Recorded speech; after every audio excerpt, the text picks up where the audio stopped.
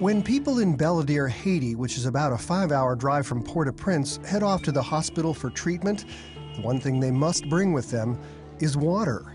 That's because there's been no running water at the hospital for the past 2 years. When Mikel came here yesterday to give birth to her second child, she brought this filthy jug with her.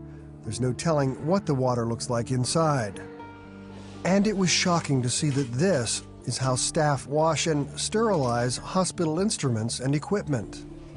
In another part of the hospital, children are fighting their own battles. This little girl has typhoid. Another baby is receiving an IV treatment for diarrhea. Not having clean water in the hospital has made things even more difficult.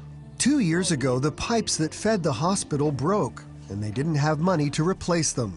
But recently, all that changed when Operation Blessing put new pipes throughout the entire hospital and connected the buildings to the city water lines. And to make sure the water is pure, we installed both chlorine and ultraviolet filters. Doctors can now wash their hands before and after treatment, and staff will have the clean water they need to do their jobs. Each year, CBN and Operation Blessing provide fresh, clean water to hundreds of thousands of people through wells, water purification systems, and now, for the first time ever, to a hospital. And as for Mikel, well, we had the privilege of being there with her as she brought her new baby girl into the world. A short time later, both mother and baby were cleaned up and tucked into bed, safe and healthy.